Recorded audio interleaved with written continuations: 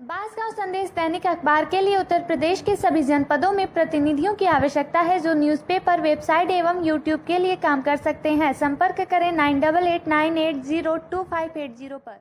विद्युत स्पर्शाघात से 25 वर्षीय युवक की घटनास्थल पर हुई मौत। गोला थाना क्षेत्र के ग्राम डेहरीभार निवासी नरेंद्र पुत्र स्वर्गीय निरंजन उम्र 25 वर्षीय खेत में धान की रोपाई के लिए पानी चला रहा था। खेत के बगल में स्थित विद्युत पोल पर अचानक करंट उतर आने के कारण विद्युत की चपेट में आ गया। आनंद फानंद में स्वास्थ्य केंद्र ले जाया गया जहां उसकी मौत हो गई। नरेंद्र अपने माँ बाप का इकलौता पुत्र और अविवाहित था। उसके पिता निरंजन की 1 वर्ष पहले निधन हो गया था। मृतक स्नातक कर नौकरी की तैयारी कर रहा था। ट्रक का ब्रेक फेल हो जाने से जाकर गड्ढे में पलटा। गोला थाना क्षेत्र के चंदौली पेट्रोल पंप के पास ट्रक का अचानक ब्रेक फेल हो गया और वो जाकर विद्युत पोल से टकरा गया और गड्ढे में जाकर पलट गया।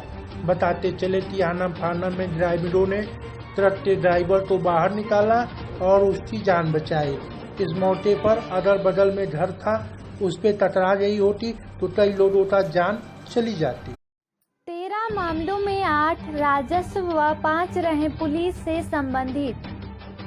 गोला थाना परिसर में रोस्टर के अनुसार शनिवार को समाधान दिवस का आयोजन उप जिलाधिकारी गोला रोहित कुमार मौर्य की अध्यक्षता में संपन्न हुआ। क्षेत्राधिकारी गोला जगत नारायण कनौजिया समय से अपनी उपस्थिति दर्ज कर पीड़ितों की पीड़ा को विधिवत सुना। द्वय सक्षम अधिकारियों के समक्ष कुल 13 मामले आए, जिसमें राजस्व के 8 मामले और पुलिस से संबंधित 5 मामले रहे, जिसमें पुलिस से संबंधित 2 मामलों का निस्तारण किया गया। शेष मामलों को निस्तारण के लिए सक्षम लोगों को आदेशित कर दिया गया। देश की प्रथम आदिवासी महिला द्रौपदी मुर्मू के राष्ट्रपति बनने पर देश में खुशी की लहर बांटी गई। मिठाइयाँ।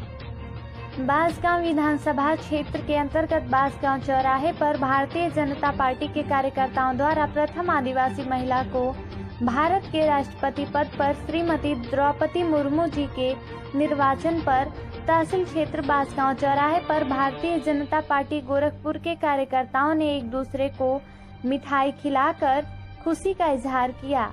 इस मौके पर जितेंद्र सिंह, पूर्व जिला पंचायत सदस्य रमेश कुमार, मंडल अध्यक्ष हरिनारायण सिंह, अविनाश सिंह, अन्नू, प्रमोद त्रिपाठी, परमवीर सिंह, मंडल अध्यक्ष भाजयुमो संजय सिंह सैंथवार, क्षेत्रीय मंत्री किसान मोर्चा गणेश मिश्रा, विजय शर्मा, अविनेश सिंह मन्नू, संदीप सिंह, प्रकाश सैनी व अन्य लोग उपस्थित रहे। अमृत सरोवर योजना के अंतर्गत वाटर सप्लाई को मेंटेन रखने का किया जाएगा कार्य। बांसगांव विकास खंड के बैदौली बाबू के ग्राम प्रधान ने बताया कि अमृत सरोवर योजना के अंतर्गत शासन द्वारा नीतियों को लोगों को बताने की आवश्यकता है। अमृत सरोवर योजना के अंतर्गत सीढ़ियाँ बनाए जाएंगे, चबूतरे बनाए जाएंगे, बैठने की व्यवस्था किया जाएगा, वाटर लेवल मेंटेन रहेगा। मनोज कुमार, पद ग्राम प्रधान बैदौली बाबू। अमृत सरोवर योजना के अंतर्गत क्या क्या विकास किया जा रहा है कोटरे का? अमृत सरोवर ये योजना माननीय मुख्यमंत्री जी द्वारा है।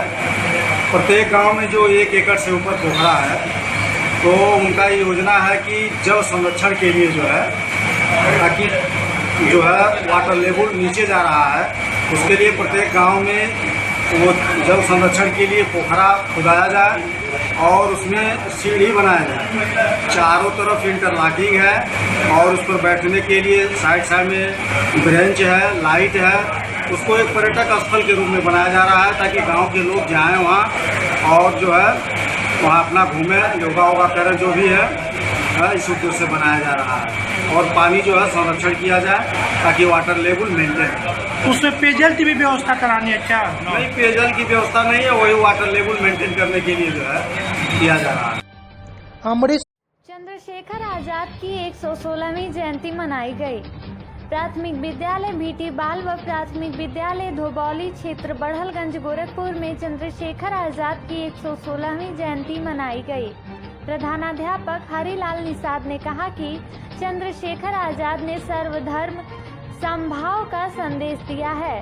उनके त्याग और बलिदान को सदैव स्मरण करते हुए उनके बताए मार्ग पर चलने की जरूरत है। धर्मेंद्र कुमार राव ने कहा कि जलियांवाला बाग नरसंहार ने देश के नवयुवकों को उद्वेलित कर दिया था। इस अवसर पर प्रधानाध्यापक हरिलाल निषाद, धर्मेंद्र कुमार राव, अर्चना जायसवाल, सरिता देवी, प्रेमबाला, मालती, सोनमती, राम किशुन सिंह, संतोष कुमार, प्रियंका मौर्य, रीता सिंह, माधुरी, पनिता, उर्मिला आदि लोग उपस्थित थे। बरसात के मौसम में मरीजों की संख्या बढ़ रही है। बांसगांव सामुदायिक स्वास्थ्य केंद्र के अंतर्गत मरीजों की संख्या पहले की तुलना में थोड़ा बहुत बढ़ रहा है, परंतु ऐसी कोई खास बीमारी नहीं दिख रही है। सामान्यतः सर्दी, जुकाम और बुखार के ही मरीज मौके पे आ रहे हैं। इस संबंध में जब अधीक्षक डॉक्टर के.एम. अग्रवाल से बातचीत करने पर पता चला कि उन्होंने बताया कि स्थिति सामान्य है, स्थिति काबू में है। सामान्यतः बुखार संबंधी मरीजों की संख्या आ गया है। क्या मरीजों की संख्या किस प्रकार बढ़ रही है? किस टाइप के मरीज बढ़ रहे हैं आप यहाँ? कुछ खास अभी स्पेशल कुछ है नहीं, जैसे मरीज आ रहे थे वैसे ही आ रहे हैं। हाँ, मेरा थोड़ा सा GSY बढ़ा है।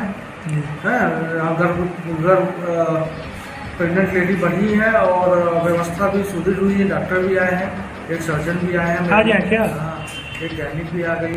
बरसात के मौसम में मरीजों की द्रौपदी मुर्मू के राष्ट्रपति चुने जाने पर मुंह मीठा कर किया गया खुशी जाहिर। गोरखपुर उपनगर बड़हलगंज निवासी भाजपा के वरिष्ठ नेता व जायसवाल सर्ववर्गीय महासमाज के राष्ट्रीय उपाध्यक्ष राजकुमार जायसवाल व भाजपा कार्यकर्ताओं ने द्रौपदी मुर्मू को देश की पहली आदिवासी महिला के रूप में 15वां राष्ट्रपति चुने जाने पर एक दूसरे को आपस में मुंह मीठा कराकर और मिठाइयां बांटकर खुशी जाहिर कर जीत का जश्न मनाया। इस मौके पर भाजपा के वरिष्ठ नेता श्री जायसवाल ने कहा कि भारत की पहली आदिवासी महिला हमारे देश की राष्ट्रपति चुनी गई हैं। इस अवसर पर भाजपा नेता सुनील जायसवाल, मनोज जायसवाल, अनिल जायसवाल, राजेश दुबे, मनीष दुबे, संतोष दुबे, राजन चौरसिया, अभिषेक चौरसिया, भोला विश्वकर्मा, मनीष यादव, नीलेश साहनी, गोपाल साहनी, मंटू पांडे सहित आदि भाजपा कार्यकर्ताओं ने आपस में मिठाइयां खिलाकर और बांटकर जीत की खुशी जाहिर किया है। किसान भाई वैज्ञानिकों की सलाह पर खेती कर देश प्रदेश को खाद्यान्न उत्पादन में बनाए आत्मनिर्भर। श्री राम चौहान, गोरखपुर विकासखंड परिसर में कृषि सूचना तंत्र के सुदृढ़ीकरण एवं कृषक जागरूकता कार्यक्रम पर कृषक गोष्ठी एवं कृषि मेला का आयोजन किया गया, जिसमें खेती के लिए किसान भाई क्या करें विषय पर कृषकों को जागरूक किया गया। गोष्ठी में मुख्य अतिथि खजनी विधानसभा के विधायक श्री राम चौहान ने मेले का फीता काटकर किया उद्घाटन। कृषि वैज्ञानिक doctor S.K. Tomar, doctor S.P. Singh, doctor N.P. शाही, वीरेंद्र चौधरी ने फसल की वैज्ञानिक तकनीक, बीज प्रयोग, संतुलित उर्वरक प्रयोग, पशुपालन, जैविक व सब्जी की खेती, वृक्षारोपण, जल संरक्षण आदि पर विस्तार से जानकारी दी। इस अवसर पर कृष्ण कुमार, अंकित प्रभात, सुभाष, साहब सिंह, फूलचंद, नरसिंह, अरविंद सिंह, रमाशंकर, विजय यादव, सतीश एवं जनप्रतिनिधि तथा कृषि कर्मचारी मौजूद रहे। पश्चिम बंगाल के पूर्व शिक्षा मंत्री पार्थ चटर्जी को 2 दिन के लिए ईडी की हिरासत में भेजा गया था, लेकिन गिरफ्तारी के तुरंत बाद ही उनकी तबीयत बिगड़ने लगी। इसके बाद उन्हें अस्पताल में भर्ती कराने की अनुमति दे दी गई है। वहीं पार्थ चटर्जी की करीबी अर्पिता मुखर्जी को ईडी ने गिरफ्तार कर लिया है। लुलु मॉल के नाम से देश में हर कोई वाकिफ हो चुका है। लुलु मॉल में नमाज के एक वीडियो ने कोहराम सा मचा दिया। हिंदू संगठनों मॉल में न सिर्फ हनुमान चालीसा का पाठ करने पहुंच गए, बल्कि मॉल को लव जिहाद का अड्डा तक घोषित कर दिया।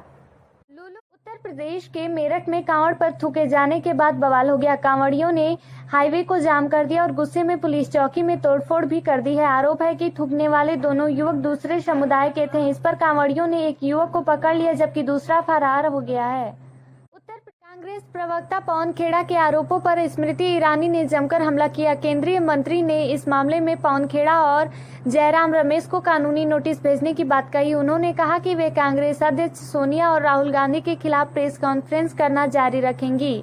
वे इस तरह के आरोपों से डरने वाली नहीं हैं।